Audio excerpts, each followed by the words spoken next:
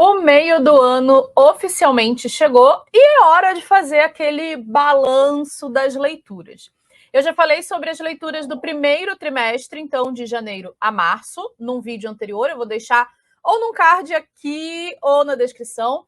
E agora eu quero falar com você sobre as leituras do segundo trimestre e fazer algum balanço. E eu te convido também a fazer esse balanço comigo, a refletir sobre as suas leituras. A minha proposta aqui, a minha ideia não é uma competição de quem leu mais, de quantos livros leu por mês, ainda que você possa ter esses números. Eu vou comentar também aqui sobre a minha média de leitura, mas, gente, leitura não é uma competição, tá? Ninguém vai ganhar medalha aqui porque leu mais. Dito isso, bora lá. Eu vou dividir, então, em duas partes, uma falando sobre livros físicos, outra falando sobre e-books, e assim a gente vai. Então,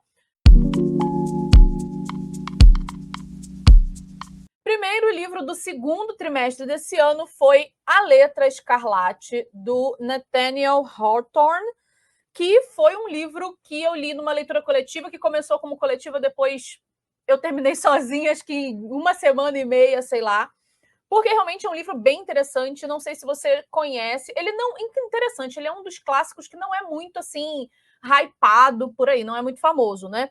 Apesar de ter filme tanto dele quanto aquele clássico lá adolescente, mas é um livro que fala de uma mulher, né, que ela comete um adultério e por isso ela é condenada a estampar uma letra A, né, no vestido dela, aonde ela for. E é uma história que acaba revelando um pouco da hipocrisia ali daquela comunidade no trato com essa mulher. Não vou dar spoilers aqui, mas vale muito a pena essa leitura, eu gostei bastante.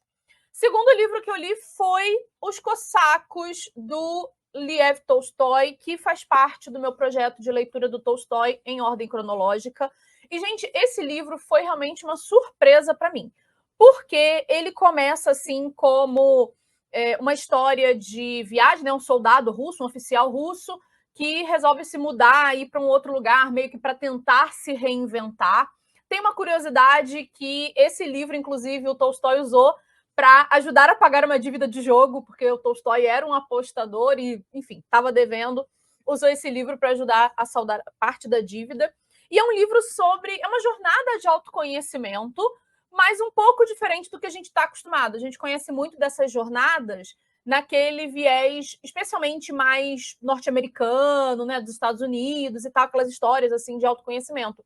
Esse aqui é uma história russa de autoconhecimento, então achei bem interessante e acho que vale muito a pena. É um livro, assim, pouquíssimo conhecido do Tolstói, tanto que só encontrei para comprar essa edição, que eu achei bem boa, apesar de não poder comparar, né, com a edição russa, não estou nesse nível, mas achei muito boa. E é um livro pouquíssimo conhecido, só tem essa editora aqui publicando, né? Mas fica a recomendação, para além dos grandes clássicos, vale a pena também ler Os Cossacos.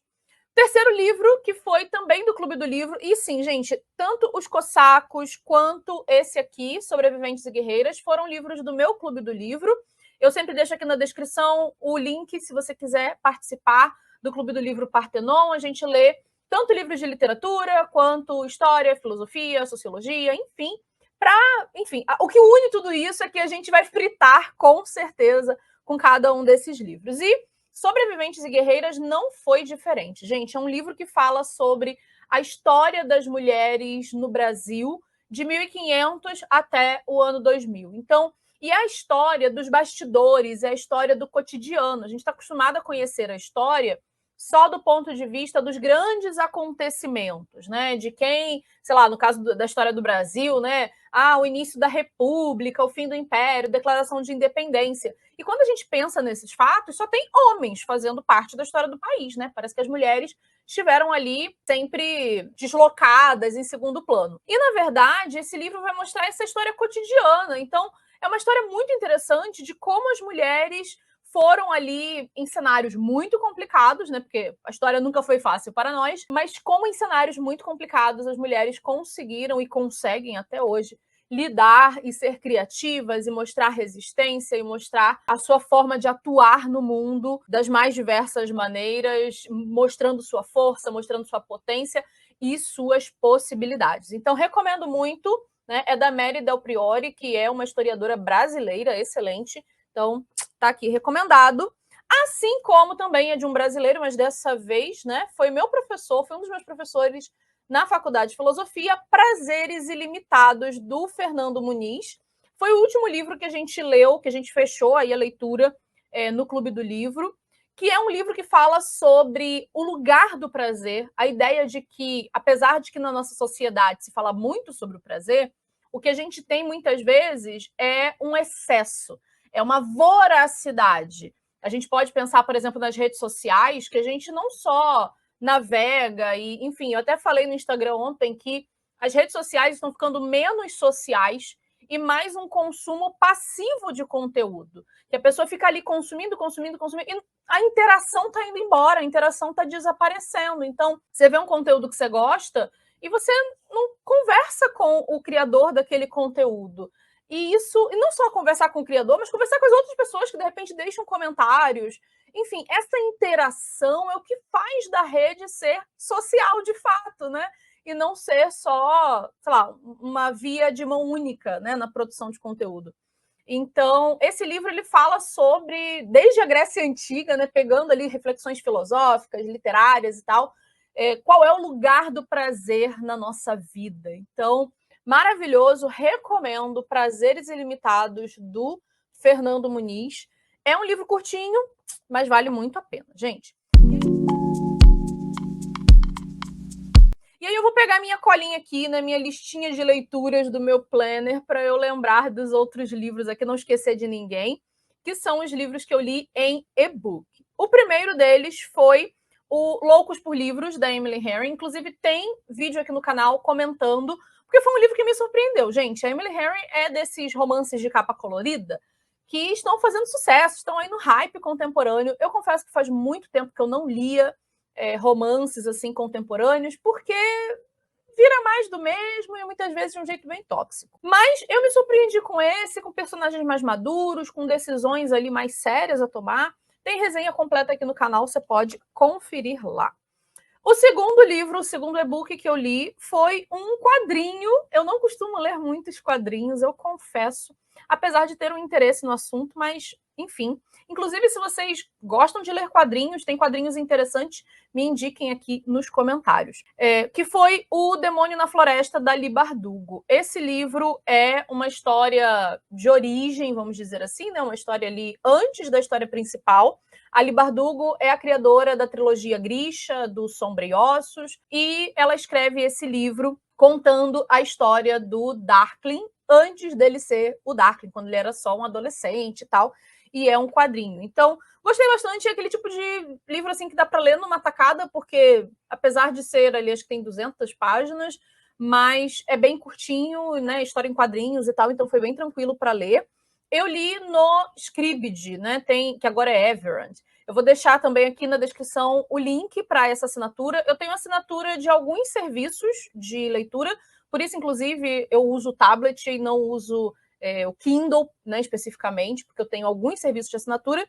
E eu gosto bastante do Scribd, porque ele muitas vezes tem coisas que, por exemplo, não tem no Kindle Unlimited. Não sei se vocês já experimentaram.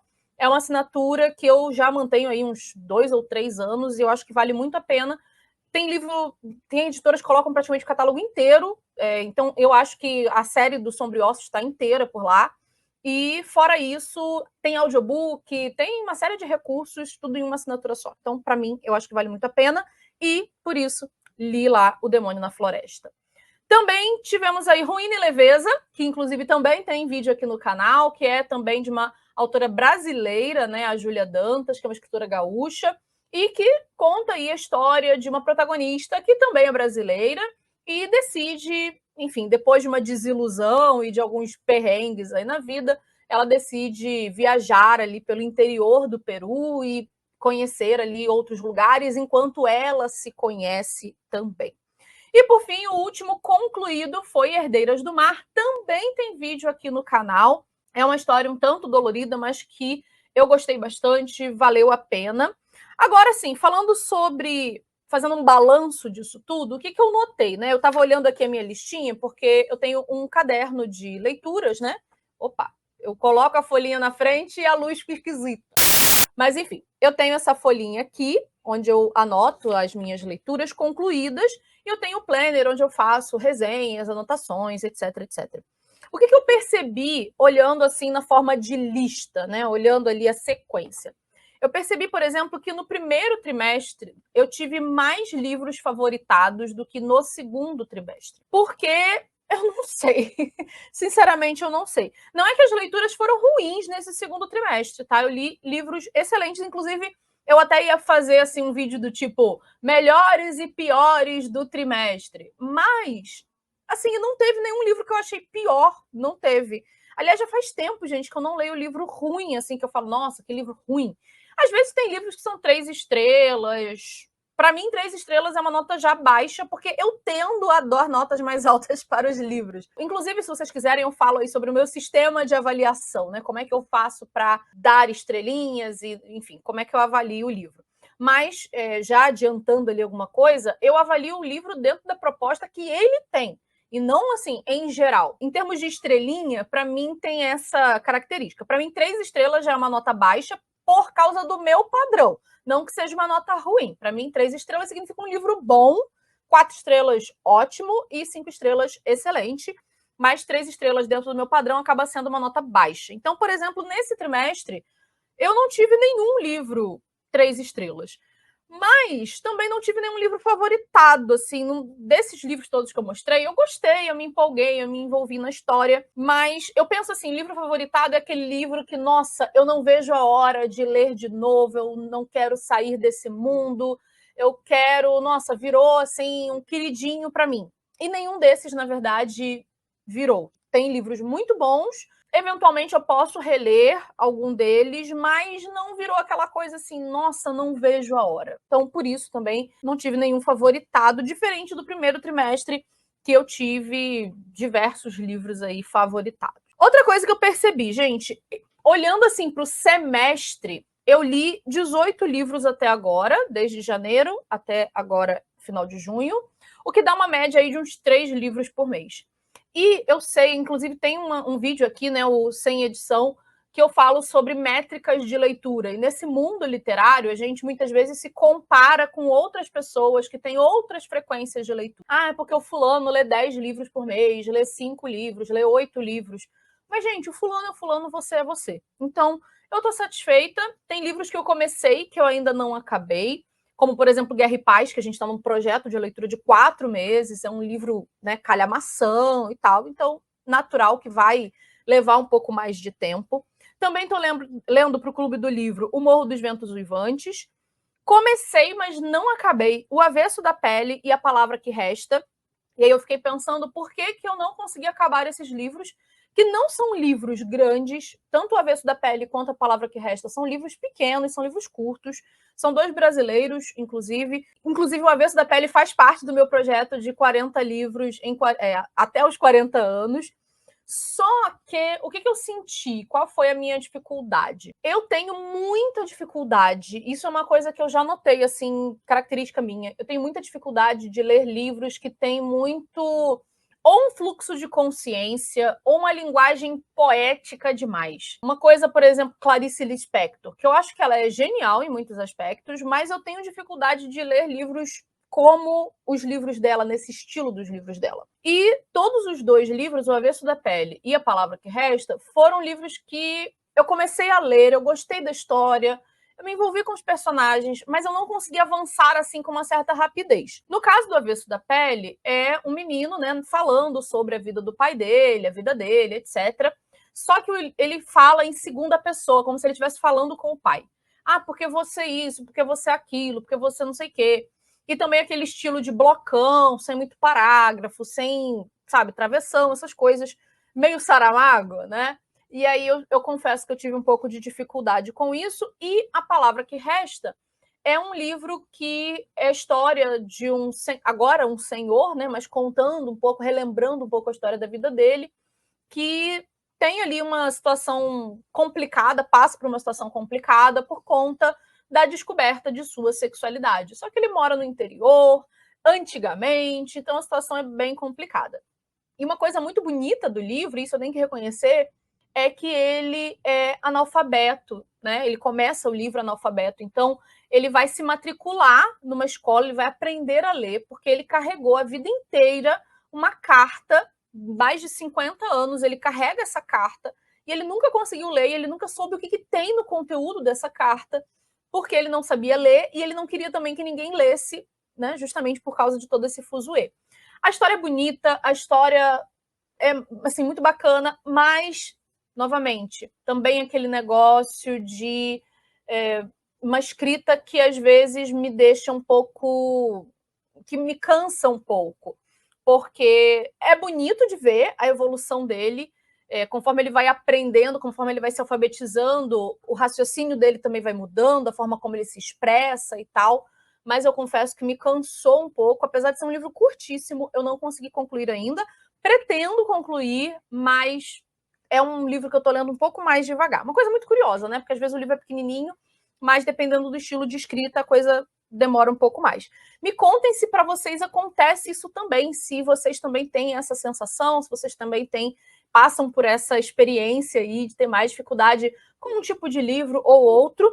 Talvez conforme eu vá me acostumando, eu fique um pouco mais tranquila com isso, não sei. Não pretendo desistir desses livros, vou continuar, mas aí eles serão leituras do próximo trimestre, né? Aí sim, trimestre que vem eu posso voltar aqui para dizer se eu consegui concluir ou não esses livros, enfim. Se você quiser, me conta aqui nos comentários quais são os livros que você leu no segundo semestre, no segundo trimestre, o que você gostou, o que você, de repente, não gostou. Enfim, faz o teu balanço aí. Vamos continuar essa conversa. Gente, eu respondo todos os comentários. Vocês podem conferir aqui, eu respondo todos eles, porque eu gosto de continuar essa conversa aqui que eu tenho com vocês. Então, me contem e a gente vai continuando esse papo. Não esqueça, deixa o seu like nesse vídeo, isso ajuda muito o canal e ao YouTube a entender que você gosta desse conteúdo e ele passa a recomendar para mais pessoas. Além disso, se inscreva se você não estiver inscrito.